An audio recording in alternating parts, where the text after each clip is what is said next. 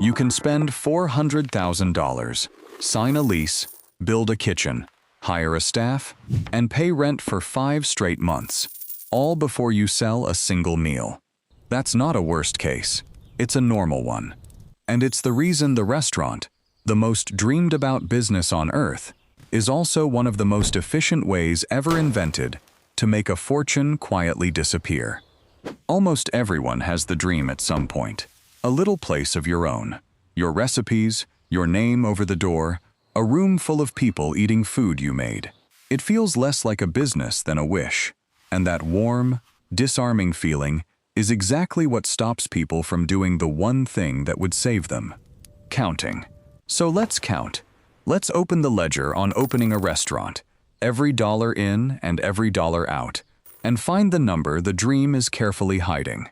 But first, let's kill a myth, because it's been lying to you your whole life. You've heard that 90% of restaurants fail in the first year. It's the most repeated statistic in business, and it's completely made up. It traces back to a television advert from 2003, with no data behind it at all. The real number is far lower. Depending on the study, somewhere between 14 and 26% of restaurants close in year 1. More than 8 in 10 survive it. But here's the part the myth distracts you from. Survival isn't the same as success. Most restaurants don't die in year 1, yet around half are gone within 5 years. And of the ones still standing, the average keeps a net profit margin of just 3 to 5%. 3 cents on the dollar. For a full-service restaurant, that's often the difference between a good year and a closed door. This isn't a business that fails fast and loud. It bleeds slowly and quietly, and the ledger is about to show you where. Start before the doors ever open, because this is where most of the damage is done, and where the dreamer never looks. To open a proper independent full-service restaurant, the all-in cost of getting to opening day runs realistically between $275,000 and over $800,000. Let's build a sensible mid-range one.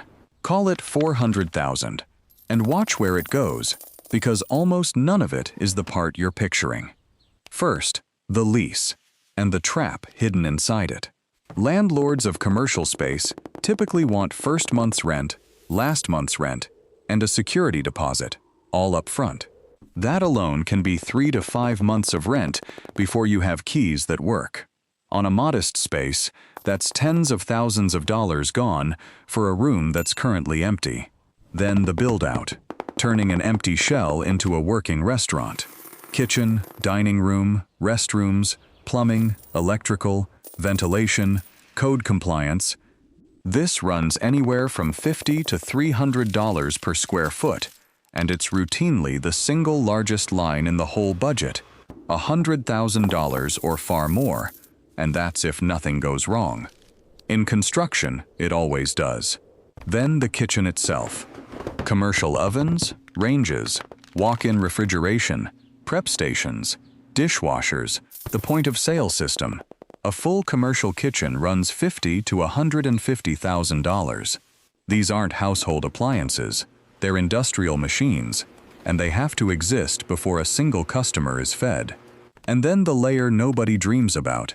The licenses and permits, business and health and food safety, and if you want to serve alcohol, a liquor license that costs a few $100s in some places and a small fortune in others. The architect and legal fees, the utility deposits, just to turn the power and gas and water on, $2,000 to $8,000 before a light is switched on.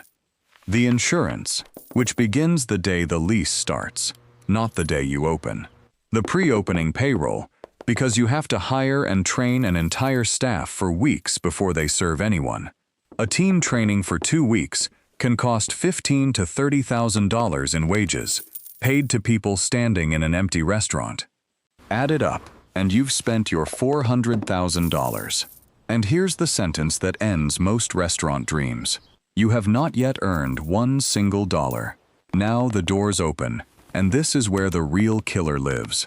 The one that has nothing to do with your food. The day you open isn't the day the money starts flowing in. It's the day a whole new set of costs joins the ones you already had.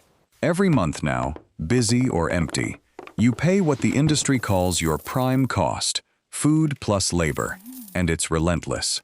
Food costs run 28 to 35% of every dollar that comes in. Labor runs another 28 to 35. Together, that's your prime cost, and healthy restaurants have to keep it between 55 and 62% of revenue. Let it drift above 68, and the restaurant is quietly dead. It just doesn't know it yet. Before rent, before utilities, before anything else, roughly 60 cents of every dollar you take is already spent. Then rent and occupancy, another 5 to 10%. Utilities, $1,000 to $5,000 a month. And a busy kitchen is an energy monster. Insurance, repairs, marketing, because an empty restaurant on a good street still fails. And then the quiet thief that eats restaurants alive, waste. The industry wastes 30 to 40% of its food inventory, food you bought, paid for, and threw in the bin before anyone ate it. Every spoiled crate, every overorder, every portion scraped off a plate is money you already spent, earning nothing. And it hides in plain sight, because it never shows up as a bill. It shows up as a delivery you were glad to receive, and then quietly lost. There are more of these invisible bleeds than anyone expects. The permit delay that adds a month of rent and payroll before you can even open. The failed health inspection that pushes your opening back 2 to 4 weeks. Every one of those weeks, still charging full rent for a closed room. And the one almost no first-timer plans for, the credit card float. The days-long gap between paying your suppliers and staff now, and the card payments from your customers actually landing later. A restaurant can be busy, popular, even profitable on paper, and still choke to death on the timing of its own cash. And when all of it is counted, food and labor and rent and utilities and waste and the endless small bleeds, the average restaurant that survives keeps 3 to 5 cents of every dollar. A restaurant doing $1 million a year in sales, which sounds like a triumph, might clear 30 to 50,000 in profit. Less than it pays one good manager. For a year of 80-hour weeks with everything you own on the line. But we still haven't named the thing that actually kills them. Because it isn't the profit margin, and it isn't the food. Listen to this. Because it's the whole game. When restaurants fail in that first year, the single most cited cause isn't bad food, or a bad location, or a bad concept. It's cash flow, running out of money before the customers show up. Here's why it's so lethal. A new restaurant doesn't open to a full room. Revenue ramps slowly. A new place earning on average 40 to 60% of its projected sales in month 1 and not reaching its stride until month 4 or later. But the costs don't ramp. The rent is full price in month 1. The staff are paid in full in month 1. So the restaurant runs at a loss for months, by design. Let me make it concrete, because the arithmetic is quietly brutal. Picture a restaurant projecting $30,000 a month in sales against $25,000 a month in operating costs. On paper, that business works. But in month 1, it earns half that $30,000, while paying the full $25,000. Month 2, a little more. Month 3, closer. Across those first 3 months, while the room slowly fills, the restaurant doesn't make money.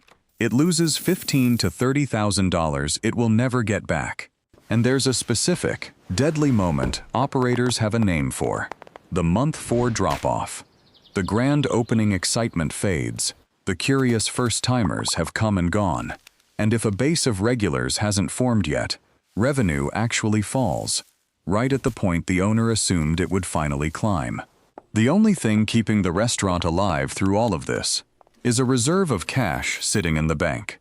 The operators who survive are the ones who set aside 3 to 6 months of operating expenses as a runway, tens of thousands of dollars doing nothing but waiting, on top of everything else, before they ever open. The ones who don't, the ones who spent every last dollar getting the doors open and had nothing left for the lean months, are the ones who close.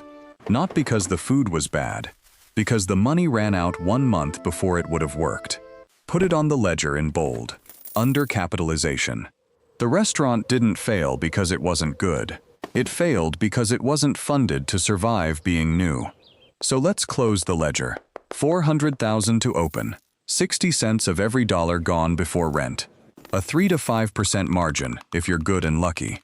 2 to 3 years to earn back what you put in. And the whole thing balanced on a reserve of cash most first-timers never knew they needed. Now, the fair side. Because for all of that, people open restaurants every single day, and some of them build something extraordinary. So what does the money actually buy when it works? It buys something almost no other business offers. A living, breathing expression of a person. A restaurant is one of the few enterprises where the owner's taste and craft become the product, where a room full of strangers gathers night after night to share in something you built. The ones that succeed can become institutions, woven into a neighborhood's life for decades, worth far more than money. And a great restaurant, run by someone who has mastered the numbers as well as the food, can absolutely make a good living, and occasionally a fortune. But notice the dividing line, because it's the same one every time on this channel. What succeeds is almost never just the passion. It's the passion married to the arithmetic, the chef, who also respects the ledger. The dream on its own is precisely what the numbers prey on. The person who opens a restaurant because they love to cook and never learns to count is the person the statistics are describing. The one who loves to cook and counts everything is the one who gets to keep cooking. So let's close the ledger for real. $400,000 before day one. A brutal prime cost, a razor-thin margin, and a first year designed, structurally, to lose money, survived only by those who saw it coming and kept enough cash to outlast it. Which leaves the real question, and I want your answer. If a restaurant, done honestly, offers years of hard work for a 3% margin and a real chance of losing everything, is it a terrible investment that people only make because they're seduced by the dream? Or is it something that was never really about the money at all, a thing worth doing precisely because it can't be justified on a spreadsheet, like a painting or a song, or any other act of making something beautiful and putting it into the world? Tell me where you land in the comments. And ask yourself the harder version. If you had $400,000 and a recipe everyone loved, would you actually do it? And would you have set aside the cash to survive being new?